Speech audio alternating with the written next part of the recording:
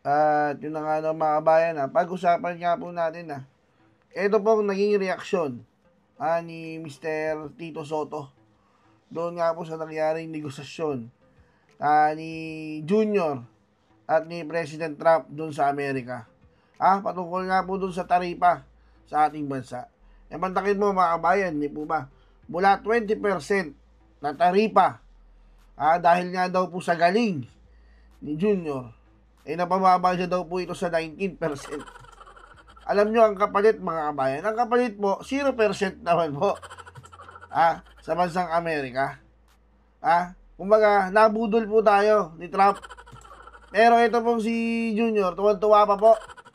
Ang akala po niya ay nakagulang siya. O di kaya ikala mo, nanalo tayo doon sa negosasyon. Pero pagdating po doon sa nangyaring press con niya, parang dismayado siya. Dahil parang siyang napahiya Alam niya napahiya siya mga kabayan. Pero, gano'n parang binubudol pa rin tayo. Hindi, okay yun. Lagi na lang, nakakala mo, kung hindi uso ka social media, akala mo hindi natin nakikita kung ano yung pinag-usapan nila doon. Ito naman po mga kabayan, si Tito Soto po, akala mo, nagastang amuyong po kay Mr. Junior. Mantakin mo, ano po sabi ni Tito Soto sabi niya po, yun daw po yung pinaka-fruitful. Kumbaga sa pinakamagaling, pinakamagandang naging negosasyon na nagawa ni Pangulong Bongbong Marcos. Sa kabila ng, alam niyo mga kabayan, yung mga senador, kahit nga po si Panfilo Lacson na tropa ni Soto, hindi po sang-ayon. Dahil alam po niyang tagilid po tagilid po yung nangyaring negosasyon, tagilid po yung Pilipinas. Isipin mo, 19% pinataw sa atin, tapos tayo 0 sa kanila. Partida, nakikituloy pa sila sa bansa natin. Ang daming EDCA sites na nilagay dyan. Tapos ganyan lang ang gagawin sa atin. Tagilid na tagilid Di ba? Kitang-kita ng lahat Tagilid po talaga. Kitang-kita din na sumiri. At kahit sino man, kitang-kita na tagilid talaga yung nangyari. Tapos si Tito Soto, sabihin pinaka-fruitful daw. Talagang alam mong nangangamuyong Alam niyo po kung bakit ito nangangamuyong? Kasi mo gusto ko na ito gusto mo na itong maipwesto bilang Senate President mga kabayan. At siguro isip-isip niya, pag nangamuyong siya dito kay Junior, maiupo siya bilang Senate President. Hindi naman po sa pagkakainan di ba mga kabayan, may influensya po dyan ng Pangulo di ba? May influensya. Kahit nga sa Kamara, may influensya mo ang Pangulo dyan. Tandaan nyo, nung panahon ni Pangulo Duterte, di ba? May influensya. Pag sinabi niya, wag dito na yung impeachment kay Lenny, di ba? Hindi natutuloy Kasi nga, may influensya. Huwag kayong papaniwala dyan kay Junior na walang alam. Lahat na lang, hindi niya alam. Hindi, wala akong alam dyan sa impeachment. Hindi mo niniwala. Di ba? Diyos ko po, ano lang dyan. Kaya, alam nito Soto na may influensya, kaya ka nangangamuyong. Alam mo yung parang batang nadapa. Tapos, wow! Ang galing! Tayo! Ang galing mo! Galing ng pagkakadapa mo! Parang ganun. Basang-basa ako doon pala, nung nakita ko yung post ni Tito Soto basang-basa ko na. Basang-basa ka na namin, Tito Soto. Ito mga kabayan, panoorin po natin yung report dyan ni Sir Eddie patungkol nga po sa pangkangamuyong nito ni Tito Soto kay Junior. Ito po, Sir Eddie, pasok po. Iba't iba po ang naging reaksyon ng mga kababayan natin dito po sa ating bansa, maging ang ilang mga opisyal ng gobyerno hinggil dito po sa naging resulta ng pagbisita o official visit ni Pangulong Marcos Jr. diyan po sa Estados Unidos na kung saan ay nakadiskwento siya ng 1% lang. Dito po yung taripa. Mula po sa 20% ay 19% lang ang naihirit ni Pangulong Marcos Jr. dito po sa kanyang pakipag-usap kay US President Donald Trump. At dito ho ay ito pong si Senator Tito Soto at maging itong si Yusek Claire Castro ay talagang puring-puri at ang binabanggit ho nila mga kababayan ay napakamatagumpay raw, no? Ito hong naging pagbisita ni Pangulong Marcos Jr. dyan po sa Estados Unidos. Sabi po ni Senator Tito Soto ay a most fruitful and productive visit by the President which carries direct benefits for our country. Yan po ang binabanggit po ni Senator Tito Soto. So pinupuri niya po ito hong naging pagbisita ni Pangulong Marcos Jr. yan po sa Estados Unidos na kung saan ay nakapagpulong kay President Donald Trump.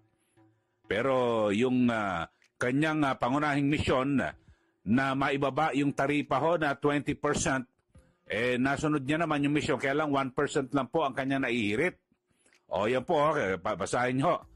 Pinupuri ho ni Senator Tito Soto si Pangulong Marcos Jr. So yan po mga kababayan. At sa kabilang banda ay siyempre, ano pa ba asahan natin dito kay Yusek Claire Castro? At na kung saan ay naging produktibo raw at mabunga itong naging pagbisita ni Pangulong Marcos sa Estados Unidos. Pakinggan natin. Naging produktibo ang naging pagbisita at meeting ni Pangulong Ferdinand R. Marcos Jr. kay US President Donald Trump sa Washington, D.C. Bunga ng pagiging very good at tough negotiator ng Pangulo, na pababa ni President Marcos Jr. sa 19% ang unang 20% tariff rate na itinataw ng US sa Pilipinas. Ayon sa Pangulo, maituturing na significant achievement para sa Pilipinas ang 1% na bawas sa tariff rate sa bansa. Isa pa rin ang Pilipinas sa may mababang tariff rate na pinatawan ng US sa rehiyon. Dahil dito, mas paiigtingin pa ng bansa ang mga hakbang para maging competitive ang Philippine exports. Base sa records, hindi naman US export dependent ang Pilipinas. Sa madaling sabi, may epekto pero hindi ganon kalaki ang impact nito sa bansa. Okay, so yan po ang pahayag ni Yusek Claire Castro at pareho po sila ni Senator Tito Soto na sila po ay bilib na bilib dito po sa naging sinasabing mabunga na pagbisita ni Pangulong Marcos Jr. dyan po sa US at pakipag-usap dito po kay President Donald Trump. So, yun po ang kanilang mga pananaw. Pero ako, yung pananaw ko mga kababayan, di ba, yung nauna nating vlog, talagang hinayang na hinayang ako mga kababayan.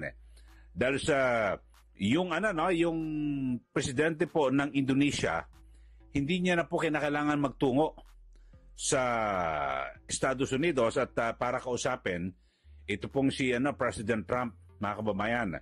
Siya ho mismo ay tumawag lang ho tumawag lang ho kay President Trump at nakakuha na po siya ng bawas. Biro mo ang kanyang naibawas ho 13%. Ito pong yung presidente po ng Indonesia. Kasi ang una pong ipinataw dito po sa Indonesia, kasi sa atin 20%, di ba?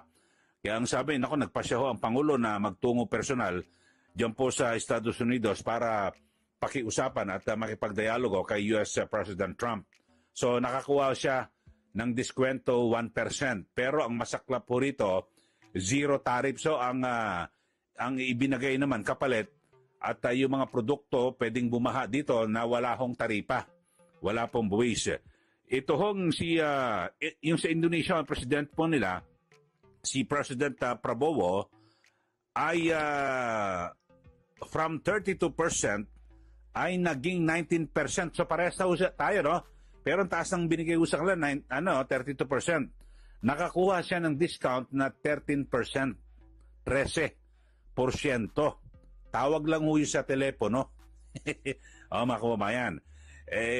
Pero ang inaasahan natin, di ba, na kapag sinadya mo, di ba, kung minsan, sasadyain ko to para mas makatawad ako ng ng mas malaki. Pero iba po nangyari kay Pangulong Marcos Jr. At dito ho, mga kababayan, ay marami pong mga senador ang hindi po nagustuhan.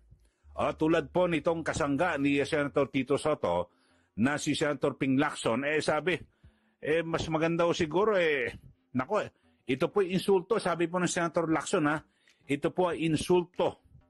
Na kung saan ay parang, di ba, sila po ang nag-host at meron pong panauhin. Ito pong si Pangulong Marcos Jr., parang insulto, di ba? Binigyan mo lang ng 1%. Sabi po ni Senator Ping Lacson ay panahon na para humanap po tayo ng trade partners.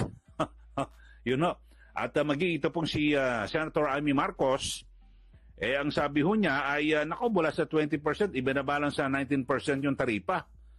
Sabi po ni Senator Amy Marcos, Milo Morning Champs, more and more ang challenges sa school. Kaya more and more dapat ang energy. Mag-Milo Morning. Milo is clinically proven to help sustain energy. More and more wins with Milo Morning every day.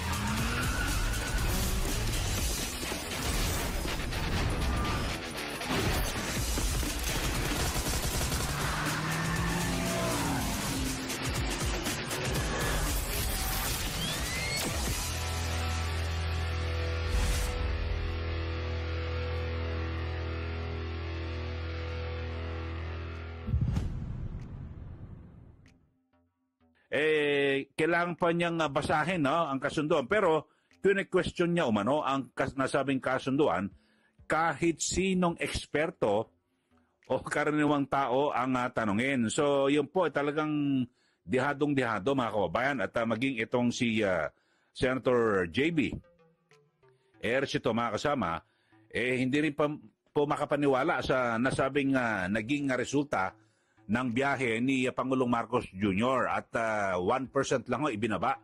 Ito, pakinggan natin yung kompletong report.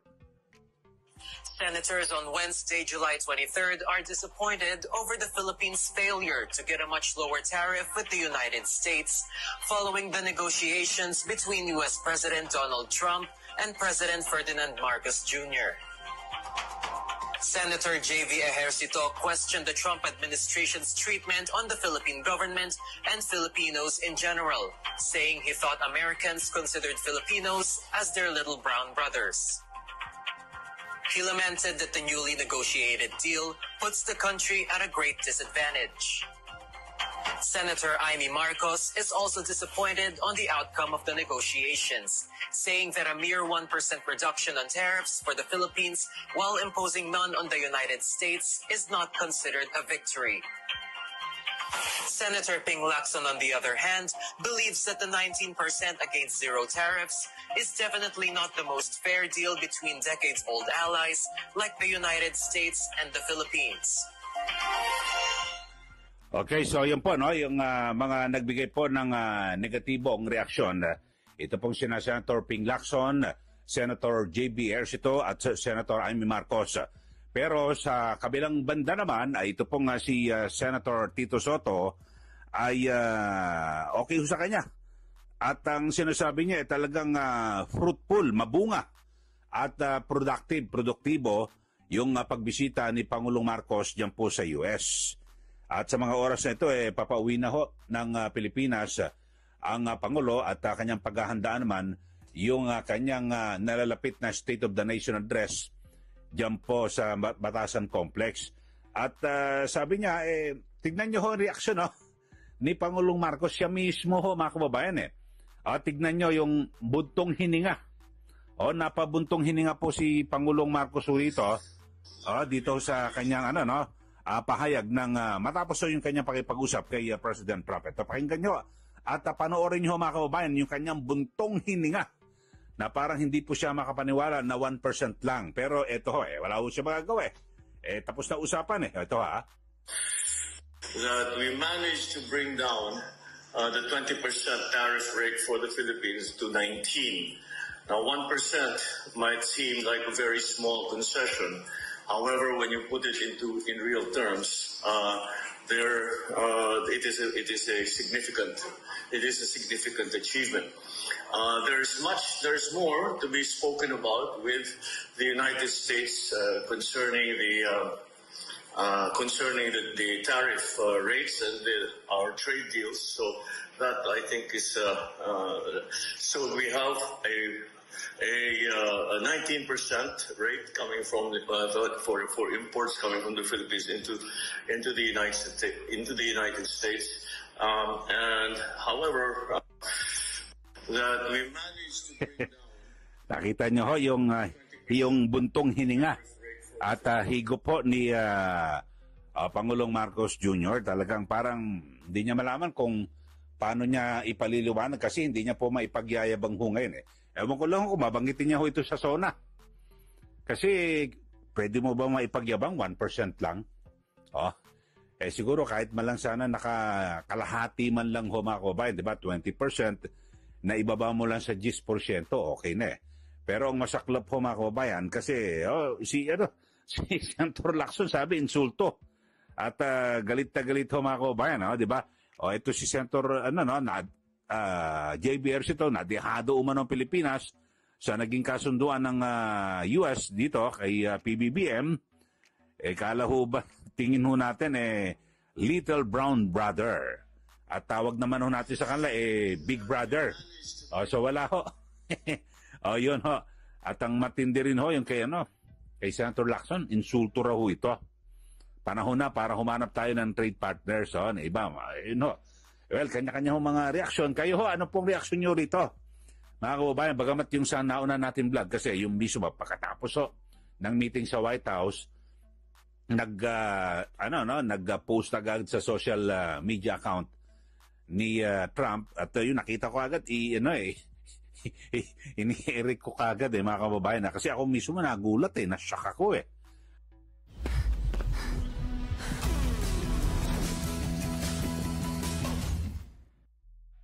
hindi ako makapaniwala na 1% lang ang naibaba. Sinadya ho Biro mo yung ginugol mong oras yung panahon, ang haba ng biyahe. Tapos, gumastos ka pa ng pera ng taong bayan. Tapos yung binabanggit ho, yung pagkakasabi ho ni Trump, mga kababayan, kasama ho yung napakaraming representatives. Yung parang ganun parang may kasama hong ito, basahin ko lang yung post daw ni Trump. Ang sabi niya mga kababayan, President Ferdinand Marcos of the Philippines is just leaving the White House with all of his many representatives. Parang sinabi, umalis na ho rito sa White House. Kasama yung napakarami niyang alalay. At it was a beautiful visit, sabi niya. And we concluded our trade deal. So, zero tariffs sa US, 19% sa Pilipinas pagpapasok ko tayo ng produkto. Pero alam niyo ako personal ko rin ito at bukod sa, siyempre, may mga senador na nagsabi na insulto. Kasi alam mo parang mahirap na nga tayo na bansa. Kumbaga bakit ka pa sisingilin ng mataas na taripa o buwis? O buti sana kung wala silang pakinabang dito po sa Pilipinas, di po ba? Kasi, baka kung iba-iba lang ang presidente ho yan Alam ba, si dating Pangulong Duterte, baka sabi niya, hindi, tanggalin ko lahat ng EDCA sites mo dito sa Pilipinas. Pag hindi mo, ziniro rin sa amin. Dapat zero tariff sa inyo, sa amin din, gano'n, zero. Para tabla-tabla tayo. Ewan ko, bakit hindi ho nakapalag si Pangulong Marcos anong klaseng dialogo? Baka sinabi, sige, 19%. Okay, thank you. Parang ganun lang parang hindi hindi nakipagtawaran, di ba? Baka hindi po sanay kasi mamalengke si PBBM. Alam nyo, tayo, mga nakikinig sa atin, ako namamalengke ako, kumisan pag suki mo naman suki, bawasan mo naman. Di ba? Mahal naman tinda mo, Minsan gagawin pa, hindi, sa iba ako bibili. May mga gano'n. Sige, hindi na ako bibili sa'yo. Mga gano'n mga kababayan Di ba? Marunong tumawad, pero dito sinadya. Ano ba naman sabihin? Alam mo, sinadya kita rito. Ang haba ng oras ng biyahe namin, tapos gumastos pa kami. sa aeroplano, gumastos kami ng pera ng mga Pilipino. Tapos ibibigay mo lang 1%. Tapos mahirap kami na bansa eh. Pwede ba namang sabihin ganun ni Pangulong Marcos kay President Trump? At siguro baka maawa naman at magising si Trump na o nga naman, dami naman naming panginabang sa inyo, di ba? Yung mga EDCA sites na yan. Tapos may balak pa silang magkaroon ng pabrika ng bala, ammunitions, dito po sa ating bansa. Tapos mukhang, di ba, talagang palalakasin po yung kanilang presensya dito sa Rion at ang ginagamit po ang Pilipinas. Yun ho. Sana, yun lang naman ho. Ako, hindi naman siya nagmamagaling, mawalang galang na po. Pero sana, kapag may mga ganyan dialogo, negosasyon, talagang ihirit mo ako talagang ilalaman ko kahit paano zero.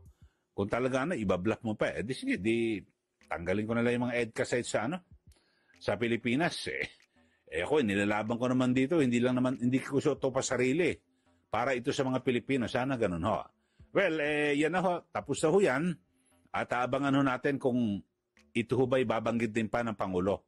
Pero pinanood ko sa inyo yung buntong hininga niya na parang napakalungkot ho ng Pangulo kala ko ba sabi top negotiator, no? Binola pa, bolero talaga ito si President Trump. Kahit sinong kahit sino ang pag sino ang kaharap. Katulad na di ba, nung pumunta yan dito sa Pilipinas, binola niya rin noon si Pangulong Duterte. Tapos ngayon, ang kaharap niya naman si Pangulong Marcos, binola rin. So ganyan ho. Okay, so kayo na ho, anong masasabi niyo ho rito? Dito po sa naging misyon at yung official visit ni Pangulong Marcos Jr. diyan po sa Estados Unidos, na ayon po kay Senator Tito Soto, naging mabunga at produktibo. Ganyan din po ang pahayag ni Jose Claire Castro, samantalang sina Senator Ping Lacson, Senator J.B. Ejercito, Senator Amy Marcos, sinabi, dehado ang Pilipinas. At ganyan din, sabi ho ni Eli Saludar, dehado ho ang Pilipinas. Dito po sa nangyaring dialogo na yan. Okay, sa mga bago lang sa ating channel, subscribe na po kayo para lagi kayong updated dito po sa ating pagdidiscuss, pagtalakay sa mga mainit na issue. Maraming